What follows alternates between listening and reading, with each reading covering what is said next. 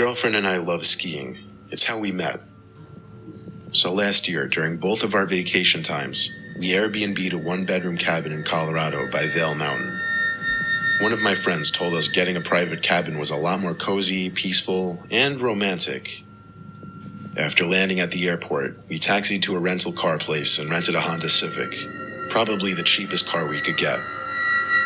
We drove a constant uphill through the sludge on the roads until we pulled off the main road onto a more foresty side road.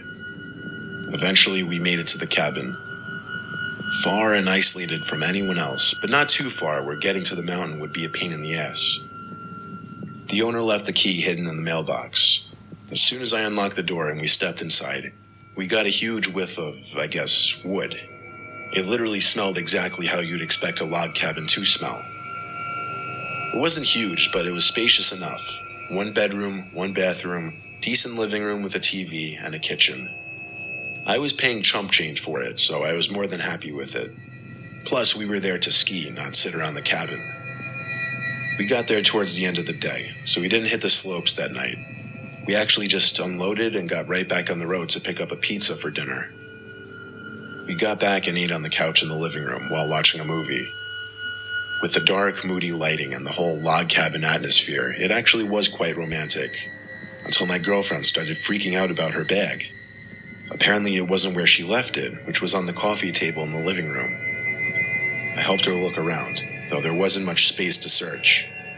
She was absolutely positive she left it on the coffee table. It wasn't in the bathroom, kitchen, or living room, so I checked the bedroom, and sure enough, it was sitting right next to the bed. I picked it up and brought it to the doorway of the bedroom with a smirk on my face. My girlfriend didn't seem as relieved as I thought she would be, though. She accused me of moving it and going through her bag, which I found downright insane. We had a bit of an argument until I convinced her that she in fact put her bag in there and that she had just forgotten. We went back to eating and watching the movie, and we got over the argument quickly. The next day, we hit the slopes from early morning till dusk. We stopped on the way back to the cabin to get dinner again. When we returned back to the cabin, we both immediately noticed the living room light was on. My girlfriend was slightly freaking out.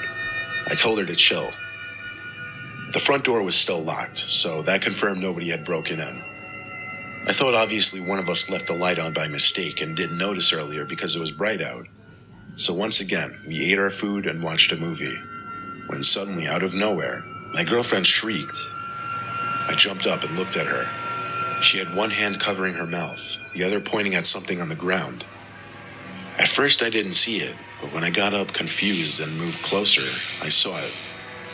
It was a pair of somewhat fresh boot marks in the rug in the corner of the living room. The snow from the boots had melted into wet stains in the area rug. Obviously both of us wore boots, but I just didn't remember stepping over there. My girlfriend asked me to check around the cabin to make her feel safe, so I did. I peeped under the kitchen table, behind the living room couch, in the bathroom, and I took a peep in the bedroom. There didn't appear to be anyone in the cabin. There weren't really many places to hide anyway. Still, she was scared and seemed to lose all interest in the movie. She went to the bathroom and brushed her teeth, then went to the bedroom to change, and I heard her jump into bed. So I did all the same. I climbed into bed and shut the light, and we sat there for a while just talking. It was actually only like 9 or 10 p.m. My girlfriend kept letting me know how uncomfortable she was, thinking someone was in the cabin. So I told her, okay, just wait 1 second. I took out my phone and dialed the Airbnb host. I put the phone up to my ear and heard it ring. I don't mean the ring coming from the phone speaker. I meant I heard a loud, muffled ringing coming from behind the wall next to the bed. The ringing stopped as soon as I saw my call was rejected. My girlfriend started screaming, "Oh my God." I told her to calm down as I got up and approached the wall to the left. I noticed an ever so slight crack in the wall that looked like it could be a door. My girlfriend screamed at me not to open it, but I got myself angry, yelled, and pulled open the door. There I was, faced with a small hidden closet, and inside, a man hiding behind a cardboard box in the corner. It was the host, the owner of the cabin. I'd seen his picture on the listing. I'll admit, I jumped and screamed in fear and shock when I saw him. But anger overcame me, and I grabbed him by his shirt and pulled him out. I knew he looked creepy based on his picture. He had his hands up, apologizing. I told him to shut up. I looked deeper in the closet, and to my disgust, found some of my girlfriend's underwear. It took way too long for the police to arrive, but he was arrested. We had to spend the rest of that night at a hotel, and the next day we went home. I requested compensation from Airbnb, and it took months for them to refund me, but they eventually did. This story was so bizarre and disturbing, I don't even expect everyone to believe it when I tell it, but it was too real.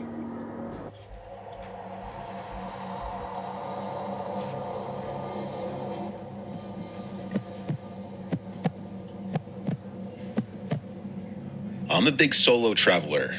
My friends are usually too busy or can't afford to constantly fly to a million different places, so I do a lot of it myself. I flew to San Diego for my first time alone. I've been to most of the major cities in California, except for San Diego, so I wanted to check it off my bucket list. I stayed in a decent hotel very close to downtown. As I checked in, I met a guy a little older than me in the lobby. He struck up a conversation with me about where I was from, how long I'd be here for, and if I'd ever been here. It was apparently his second time here, and he was also alone. He offered to take my bags to my room for me, since he was going upstairs anyway. I accepted his offer, appreciating his kind gesture. He carried my bags to the elevator, and we went to the second floor to my room. He set my bags down outside my door and said it was great meeting me and to enjoy my stay here. I thanked him again, and he left down the hall. I let myself into the room, set my bags on the bed, and laid down for a bit just to get a quick nap in. When I felt refreshed, I went back down to the lobby and was about to head outside when the lady working the front desk called me over. She asked what that man did when we went upstairs, and I told her he just helped me with my bags to my room. She then warned me that that man had been standing outside the hotel for a while, and she noticed him come in moments after I came inside. She told me that she was fairly certain he wasn't staying in the hotel, and if I see him again, I should stay away from him. This was, of course, very unsettling. I hoped she was wrong and he was actually just a nice person, but to be safe, I would listen to her. I went out and explored and had myself a day. I came back a few hours later to change into different clothes for dinner. There was a different person working the front desk now. In the hotel room, I showered quickly, then changed into different clothes and laid down for another quick power nap. During this time, there was a knock at the door to my room, followed by a quiet male's voice saying housekeeping. I didn't order housekeeping, and it was my first day there. Maybe they had the wrong room. I went to check the peephole of the door, and I didn't see anyone in the hall. That was beyond strange. Then, immediately, that man from earlier came into my head. What if it was him? I ignored the knocks and went to my phone to call the front desk and ask them if they had sent housekeeping to my room. And of course, they said no. So I asked for someone to be sent to my room for my own safety, and 5 minutes later, a hotel maid knocked on the door. I opened it and explained politely the situation to her, and thanked her for coming. I then left the hotel to go to dinner. After dinner, I did a city lights night tour, and explored some of the happening areas of the city at night. I got back to the hotel room around 10. I went up to the front desk worker and then explained what happened earlier, with the man I met who I feared may have been pretending to be room service to get into my room. I then asked her if she had seen anyone of his description walking around the lobby, and she said no. And to make me feel better, she checked the live surveillance camera of my floor, and no one was in the halls. I thanked her and went upstairs to my floor and then to my room. I changed out of my clothes and laid in bed and put on the TV so I could fall asleep to something. Within the hour, I was drifting into a sleep. What I was hearing from the TV was kind of turning into a dream in my half-asleep state. So when I heard a door closing, it became part of my dream. I didn't actually wake up until I felt the mattress start shifting as something was putting weight on the other side. I looked over my shoulder to the other side of the bed, and I saw a man in a black COVID mask and baseball hat getting onto the bed, reaching for me. He grabbed me, trying to cover my mouth so I couldn't scream, but I managed to fight him off for long enough to scream bloody murder. He continued to try to cover my mouth, but I kept struggling and resisting just long enough for someone to start knocking on the door. I screamed help, and by this point, surely the man knew this wasn't going to go his way anymore. He let go of me and opened the door and shoved the woman who was knocking to the floor, and she saw him run down the hall to the stairs. The woman came in to make sure I was okay, as I was in complete shock, followed by tears. Others from neighboring rooms came to see what the commotion was about. Hotel staff came as well, and the police were called. Based on the hotel video footage, the man somehow acquired a master key which allowed him to access my room. The mask and hat hid his identity, but I strongly believe it to be the man who helped me with my bags the first day. I believe he wanted to find out what room I was in to later come back to. It's scary to think he may have done this successfully to somebody else. I tried my best to enjoy the rest of my trip, even though I went through something that will likely stay with me for the rest of my life. The hotel gave me a full reimbursement for the entire stay, and they gave me a different room to stay in. Honestly, looking back, I probably should have pressed charges on the hotel. The hotel, of course, also gave all the necessary footage to the police department. I haven't ever been contacted to identify anybody, which sadly more than likely means the man was never properly identified or caught. It's a few years ago, maybe in 2013 or 2014. Honestly, I don't remember because the story is such a blur and I've eventually just blocked it out over the years. It was Christmas break and I was a freshman in college attending a university in New York City. With that being said, I was miles apart from my family who lived all the way in Bulgaria.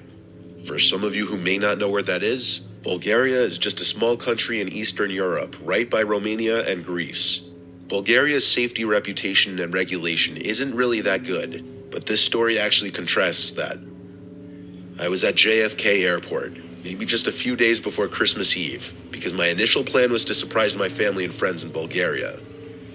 The airport very obviously was packed and loaded with a lot of people, making my traveling experience way more complex and difficult. After hours of security, luggage weighing, and waiting for time to pass, I finally was at rest when the first plane to Istanbul from Manhattan was setting off. The first plane ride was around 8 hours, so I was prepared to be somewhat miserable and sore for the classic economic seating arrangement. I was sat next to two men, unfortunately. For the record, I'm a 5 feet, 110-something pound woman, which didn't make it any better either. These two men were probably well over a foot taller than me and could easily overpower me. The man on the right to me was relatively quiet, black hair, glasses, and low-key ripped. The guy on the left to me, however, freaked me out. He would occasionally mumble to himself quietly, and he would pick at his skin, sometimes even nudging his arm close to mine. I took note of the guy to the left of me and tried my best to have a decent 8-hour flight. The only thing keeping me productive was the fact that I'd be in my home country in less than 48 hours. But this productiveness got trimmed short, when I'd be minding my business, maybe doing work or listening to music, and the guy left of me would be very bluntly staring at me. I tried shrugging it off. Maybe he has a disability that made him lack social cues. But as time went on, I started to doubt that. At some point during the flight, I was watching season 2 of American Horror Story, and the man began speaking to me, asking why I was watching a show that poorly represents the mentally ill, murderers, and whatnot. Very nervously and hastily, I asked him if he needed anything, since it's inappropriate to randomly disturb a stranger who's minding their own business. The season of American Horror Story I was watching was Asylum, which portrays cold-blooded murderers and insane people of a mental hospital. The guy looked me straight in the eye and said very candidly, "I just think it's fucked up how everyone thinks people who skin others alive are crazy. I mean, aren't we all like that?" I mentally began freaking out, asking myself who the hell was I sitting next to? And did anyone else hear that? I chuckled, brushing it off to seem unbothered.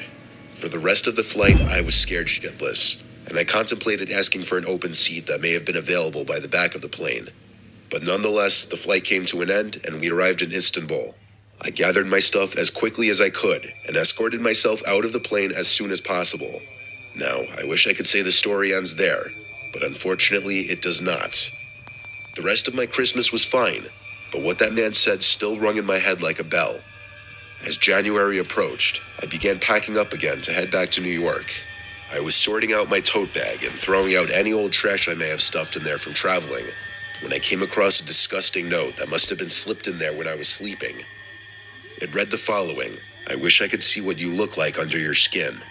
I really wish I took a picture of it as evidence, because only a month later into February, there was a news article that my younger sister sent to me that basically talked about the same exact man from my plane ride being sent to jail for multiple accounts of rape, kidnapping, attempted kidnapping, and first-degree murder in Istanbul.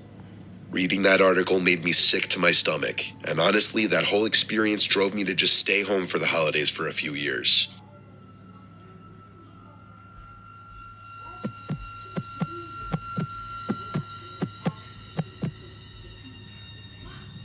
In the winter of 2018, to escape the cold weather, my girlfriend Claire and I took a week off from our jobs to go away to a nice beach resort in Mexico, where the water was crystal blue and the weather was perfect. The resort was extremely affordable for a 7-day all-inclusive package.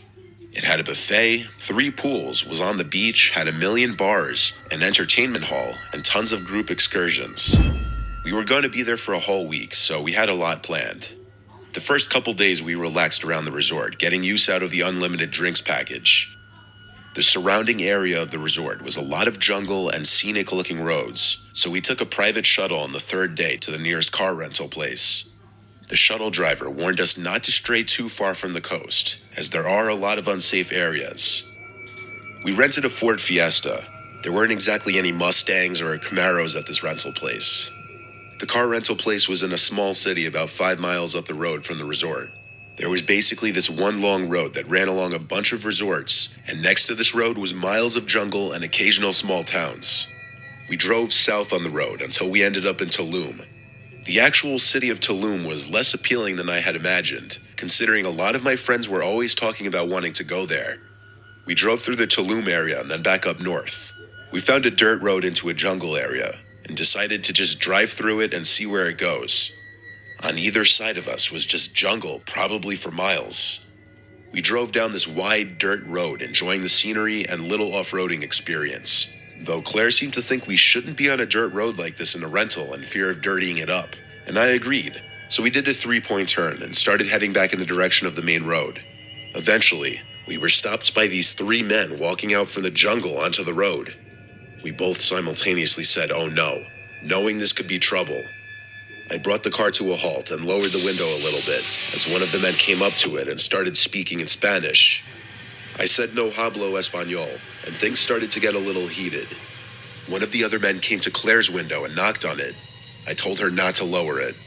The guy at my window started saying money, money, and I saw the one man still in front of the car making his way to my window as well, and he pulled a knife out of his right pocket. I stepped on the gas and the car jumped forward. The 3 men were yelling and running after us, but obviously they couldn't run faster than a car. Our hearts were in our throats from that encounter. I didn't let up on the gas until we made it off the dirt road. After that, we didn't really want to drive around anymore. We brought the car to the resort parking lot and left it there. We didn't want to return it yet, especially since the rentals there were so cheap anyway. The next day, after talking with some of the workers at the resort, who recommended a beautiful nearby cenote to check out, we drove the car to another similar-looking dirt path very close to the resort. We followed the workers' directions and drove all the way to the end of the dirt road, then parked when we saw a sign for the cenote. We found it without issue, and we were the only ones here surprisingly. We didn't see any other cars. We followed the signs down this beautiful scenic pathway. It was a truly peaceful experience that unfortunately had to be ruined when we started feeling like we were being watched. I don't mean we have some sixth sense. I mean we literally heard rustling and footsteps from all around us in the jungle. I told her let's just keep walking. We continued to follow the signs, and out from nowhere, a man came up to us, once again speaking Spanish. When I again responded no hablo español, he started to attempt to speak in English, and I understood him to be trying to tell us to come with him, that he'd lead us to the cenote. Claire and I looked at each other nervously, and we followed the man. He was leading us a different way than we were originally going. It seemed like we weren't following the signs anymore. Claire tapped me on the shoulder and then pointed at the man's back pocket. There was the handle of a large knife in his back pocket. I whispered to her to run, and then pushed her to start running, and I followed close behind. The man noticed and started running after us, but thank the Lord he was slow. We were easily outrunning him. We made it back to the car, and at first I thought he'd stop chasing us, but as soon as we got in the car, 3 people emerged from the path we just came from and tried opening the car doors. They then started hitting the glass, trying to break the windows open. Before any of them could actually break the windows, we were already moving. Claire was crying. Hell, I wanted to cry too. 2 days in a row of this. We officially hated this place. We brought the car back to the rental shop, and luckily there weren't any dents or anything from being pounded on, just some dirt stains. We shuttled back to the resort from there, and we didn't leave the resort again until we left days later for the airport. We warned the resort staff about the attack so they could warn the guests. We haven't returned to Mexico since, but I'm honestly not sure if we ever will. Even in what was supposed to be a safer area by the resorts, 2 days in a row we barely escaped being robbed and attacked.